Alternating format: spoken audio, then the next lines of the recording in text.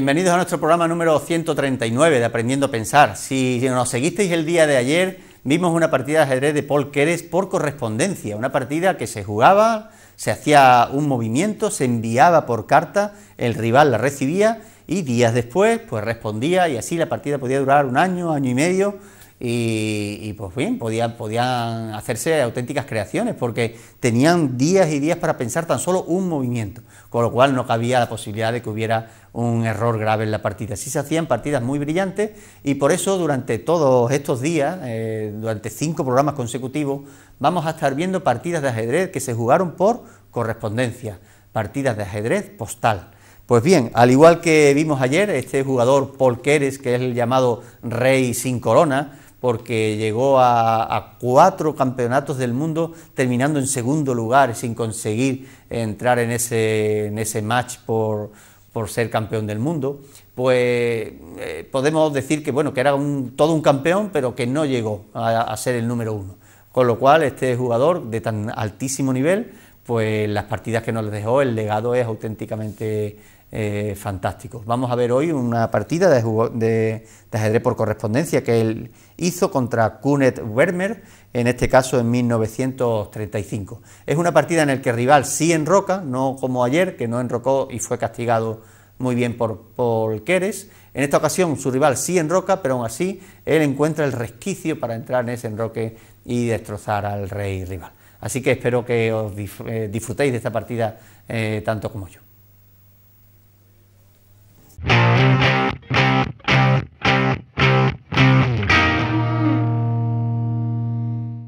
Bien, pues en este caso Paul Keres conducía las piezas blancas también, al igual que el día de ayer. La partida es diferente, ayer fue un ataque Panov, que lo estuvimos explicando también para que los que nos seguís pues entendáis un poquito de apertura, podáis ir aprendiendo a la vez que estáis disfrutando de partidas históricas en las que los remates suelen ser muy brillantes, pues aprendáis también la forma de empezar más correcta, ¿verdad?, para plantear buena estructura, buena posición para poder conducir la partida a buen término. En este caso Paul Keres jugó E4 y su rival días después, no queremos olvidar que fue una partida de ajedrez por correspondencia, jugó E5. Caballo F3 jugó Paul Keres atacando el peón, y su rival jugó caballo C6. De momento pues todo bastante lógico, un peón que se ataca, un peón que es defendido, las piezas que salen para poder dejar paso al enroque rival, alfil C4, atacando a uno de los puntos más débiles, ya lo hemos mencionado muchas veces en estos programas que llevamos, y alfil C5. Si os fijáis, esta es la apertura italiana, ¿no? La apertura italiana, o gioco piano también se llama, pues consiste en esto, en intentar atacar rápidamente al rey, e incluso a cambio de sacrificar algún peón, en algunos casos 2 peones, y en algunos casos más extremos, si el rival es bastante glotón, hasta la torre de A1, y todo a cambio de que él pierda varios tiempos capturando esas piezas mientras las blancas puedan iniciar ese ataque al rey en el centro.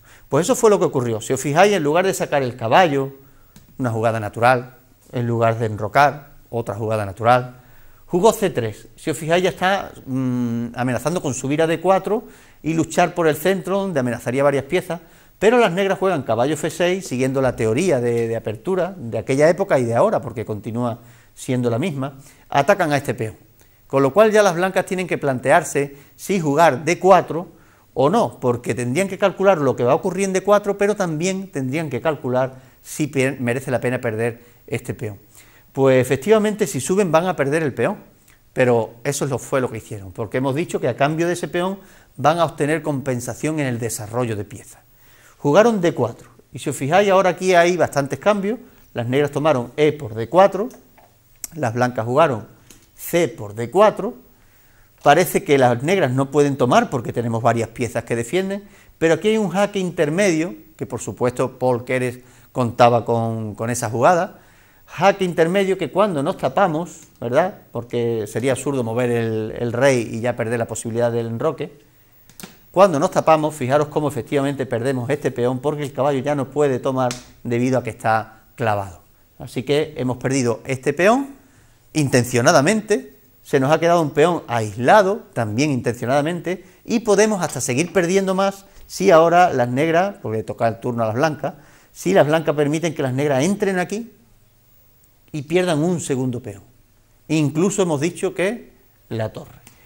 ¿Eso fue lo que ocurrió? Bien, pues las blancas efectivamente dieron la oportunidad a las negras de que lo hicieran. Enroque corto para que no enroque el rival y se siga entreteniendo en capturar, en este caso, un segundo peón, porque esto sería un cambio de pieza, pero capturarían un segundo peón, irían ganando ya 2 peones y las blancas hasta sacrificarían la torre. ¿Por qué? Porque son tiempos que aprovecharían para atacar con la torre, con el alfil, con la dama desde B3, con el caballo desde G5, el ataque sería brutal a cambio de una torre. A tanto no llegó el rival, que sí que se comió el primer peón, pero prefirió no ganar ningún otro peón más. Así que comió aquí con alfil en lugar de con caballo, y en este caso las blancas, en lugar de tomar, fijaros qué agresividad la de Paul Keres, jugó D5. Brutal jugada porque dejamos a 2 piezas amenazadas. Es cierto que parece que tapamos al alfil, pero no os perdáis de vista este alfil que será el último protagonista de la partida, el que gracias a él se terminará dando mate al rey rival. Entonces D5 en una partida por correspondencia en la que el rival tiene mucho tiempo para pensar es una jugada digna de elogio, porque ahora el rival pues evidentemente va a elegir la mejor jugada. La que eligió fue salvar al alfil, que parece más potente que ese caballo, tiene una gran diagonal, salvó al alfil y Paul Keres pues todos diríamos que ya tomaría aquí, ¿verdad? Pues tampoco. Una partida por correspondencia da oportunidad que durante tantos días pensando en tu casa, con esa tranquilidad y poder mandar la carta cuando tú desees, hay un tiempo limitado, pero tienes días para efectuar la jugada, pues hace que se despierte toda la creatividad del ser humano y que en un momento de inspiración se te ocurran jugadas fantásticas. En lugar de tomar, jugó otra vez ahora torre E1 para seguir atacando y de nuevo plantea al rival 2 piezas diferentes atacadas y salva la que quiera, al igual que hicieron antes. En este caso, su rival, cuando recibió la respuesta en casa, prefirió salvar este caballo, el otro no podía moverse, ¿verdad? La única forma de salvarlo era defendiéndolo con alguna pieza. Prefieren salvar este caballo e interponerse en la columna donde va a estar el rey para así poder enrocar. Torre por E4, ahora sí, tomó Paul Keres, tampoco era un kamikaze, es decir, tenía que tomar también algunas piezas para poder luego ganar la partida. Y D6 jugó su rival para desarrollar el alfil. Hasta aquí, pues todo más o menos razonable. Alfil G5, desarrolla Paul Keres la última pieza que le queda y trae, pues hasta esta torre le está dando ya oportunidad de que entre en juego. Mientras que, fijaros las torres rivales qué restringidas están, qué posiciones más pasivas tienen, ¿no? Alfil G5, alfil por G5 y caballo por G5. El caballo se suma ya también a la fiesta. Y si os fijáis, ya nos estamos dando cuenta, ahora sí enrocaron las negras, a diferencia de la partida de ayer en la que Paul Keres se enfrentó a un rival que no enrocó, y podéis capturar esa partida, verla de nuevo en YouTube, porque todas quedan ahí como una gran colección de partidas de ajedrez brillantes de toda la historia. Pues ahora cuando enrocan, fijaros qué diferencia, las blancas van perdiendo un peón perdido intencionadamente en la apertura italiana, y a cambio, ¿qué han recibido? ¿Qué tienen como compensación? Pues la compensación es magnífica, tienen un caballo cerca del enroque y apuntando incluso a la casilla más débil, donde se suele abrir brecha en los enroques. La dama, muy diferente también a la dama rival, que está ahí escondida, la dama puede salir nada más y nada menos, una casilla en la que amenaza dar mate en tan solo una jugada, con la ayuda del caballo. Así que el caballo está perfectamente situado, la dama también. La torre, ¿qué podemos decir de ella? A diferencia de las torres rivales que están totalmente pasivas, pues que en lugar de quedarse en F1, ha salido por E1, por E4, y desde aquí se puede incorporar también a el punto que hemos dicho más débil del enroque. Es como una brecha, si tenemos que abrir, tirar una pared abajo, pues siempre lo haremos por una parte donde ya veamos una brecha, ¿verdad? Empezaremos por ahí, será mucho más cómodo. Pues en este caso, la brecha para entrar en el enroque parece ser H7. En el punto más débil no lo haríamos por F7, donde está más defendido. Pero una vez que caiga el H7, desde aquí se podrá ir desmoronando todo lo demás. Y fue lo que ocurrió. Fijaros cómo 3 piezas muy importantes atacando, y el alfil, que parece que se ha quedado ahí estancado, se podría reciclar, como llamamos en ajedrez, reciclarlo, ha hecho su función ahí, ahora mismo ya no hace nada, pues reciclarlo por D3 y fijaros hasta dónde apuntaría. También a la brecha donde vamos a abrir hueco, donde nos vamos a poder colar en ese enroque rival. De todas formas, el alfil aquí no llegó a venir nunca, lo digo porque el alfil se movió en la primera jugada, permaneció ahí, y veréis como cuando esto desaparezca, termina sentenciando la partida desde el punto donde está, pero es muy llamativo las piezas blancas, la actividad que tienen, y las piezas negras, la pasividad en contra, ¿verdad?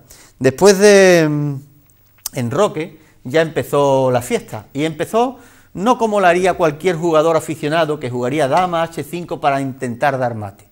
¿Por qué decimos que así no? Pues porque le daríamos tiempo al rival a simplemente pararlo, frenarlo, detenerlo, y tenemos que intentar no dejar al rival con las manos sueltas, que no mueva lo que quiera. Me explico, si aquí hiciéramos una jugada absurda, como por ejemplo B3, le daríamos la oportunidad a las negras que hicieran cualquier jugada, una jugada de desarrollo, como alfil F5, una jugada como H6, expulsando al caballo, cualquier jugada, pero si hacemos una jugada como la que hizo Paul Keres, solo damos oportunidad al rival a que haga el movimiento que nosotros deseamos.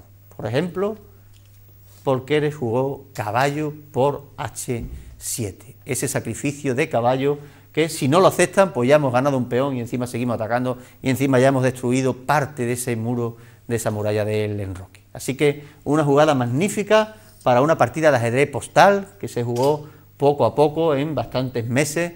Rey por H7 jugaron las negras y aquí viene ya la dama, H5 jaque. De nuevo, al dar jaque no permitimos que el rival pueda desarrollar ninguna pieza, sino que mueva la que nosotros estamos induciéndole a mover. Rey G8, el rey se fue, ¿y quién vino ahora? Pues dijimos que la torre, para eso estaba situada aquí, torre H4, y de nuevo amenazamos mate, tanto en H7 como en H8 con ayuda de la torre. ¿Veis cómo al abrir una brecha en el enroque, desde ahí podemos penetrar? Pues con este tipo de jugadas no dejamos las manos libres al rival, no puede hacer la jugada que él desee, sino solamente una que frene el mate en estas casillas. Y prácticamente podemos decir que es única, ¿verdad? Es abrir un hueco para poder escapar. Si el hueco lo hubieran abierto por F6, la verdad que empezaríamos a dar jaque, aquí en H7 o en H8, el rey empezaría a huir y quizás puede terminar escapando. Pero en F6 era inferior, porque en F6, fijaros cómo ahora sí reciclaríamos el alfil, y este alfil puede llegar, como la dama está impidiendo que el rey salga, este alfil podría llegar incluso a esta casilla y luego intentar dar mate, ¿verdad? Pero movió en F5 desde donde parece que interrumpe al alfil, y también puede el rey escapar. ¿Cómo podemos entrar ahí? No va a ser fácil, ¿verdad? Pero fijaros qué jugada más tranquila jugó Paul Keres. Aparentemente no se entiende muy bien, porque lo mismo parece que está la torre aquí como en H3, y además queda un poco a tiro del alfil, pero la cuestión es muy simple. Ya hemos abierto brecha por H7, vamos a abrirla ahora por G7. ¿Cómo podemos abrirla por G7? Pasando la torre aquí, pero está el peón y nos lo impide. Pues entonces damos un paso atrás y desde aquí podemos empezar a atacar a esta casilla, ¿verdad? Este peón que también sería mate. Así que torre H3, una jugada tranquila, alfil D7, torre E1, la otra torre también se trae para lo que pueda necesitarse, para que si el rey empieza a huir no pueda escapar por ningún sitio. Torre F6, muy importante ahora porque las negras pueden interrumpir toda esa columna blanca y justo antes de que ocurra ya tenemos que actuar. ¿Cómo actuaron en este caso las blancas? Pues fijaros, jaque, el rey tiene que huir y ahora ya, torre, como dijimos, pasa a la columna G y empezamos a atacar ahora al peón de G. Todavía se salvaron, todavía pusieron un parche, jugaron caballo G6 taponando para que las negras, perdón, para que las blancas no pudieran entrar, y la jugada que viene ahora seguramente no le costó ni una hora ni dos verla a Paul Keres, sino mucho tiempo.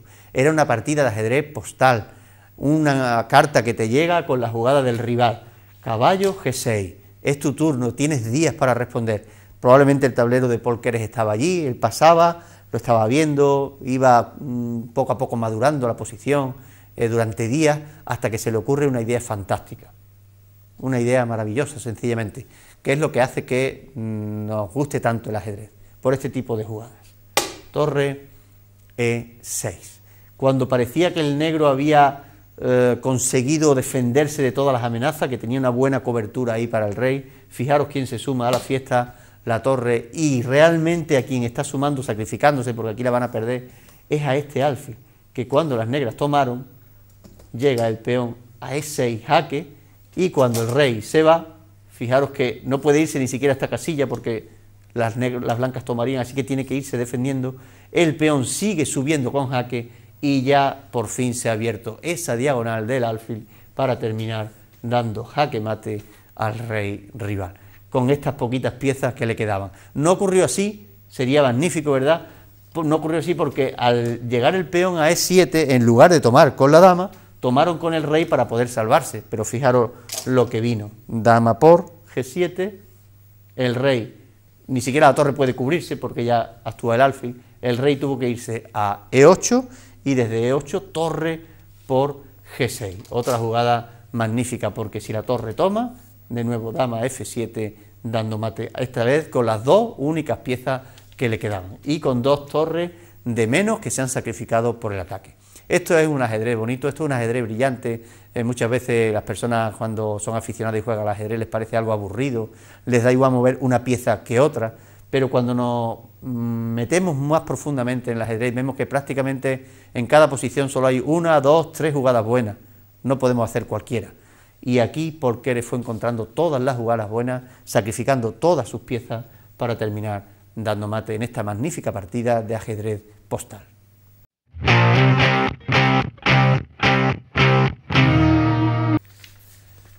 Pues bien, este es Polqueres, lo hemos conocido un poquito más. Este fue el rey sin corona, este jugador que llegó a jugar 5 campeonatos del mundo y fijaros cómo en 4 de ellos quedó en segundo lugar.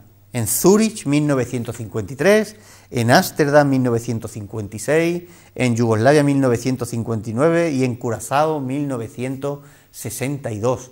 Así que estuvo siempre al límite de poder ser campeón mundial, aunque no lo consiguió. Pero merece toda nuestra admiración con partidas tan brillantes como esta. Era el llamado Paul II, en lugar de Polqueres le llaman Paul II, en son quizá de burla, pero muchos de los que le llamaban así les gustaría ser segundo del mundo. Así que aquí está este rey sin corona, Polqueres, al que hoy hemos conocido un poquito más. Os emplazamos al día de mañana, que seguiremos viendo una partida más de ajedrez por correspondencia, estas creaciones tan brillantes de jugadores de todos los tiempos y de todas las épocas que nos han dejado un legado espectacular para que hoy en día todos los disfrutemos. Nos vemos aquí a la misma hora, nos vemos mañana.